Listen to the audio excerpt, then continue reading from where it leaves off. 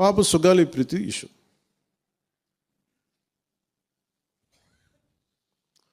పండ్లున్న చెట్టుగా రాళ్ళు పడతాయంటారు.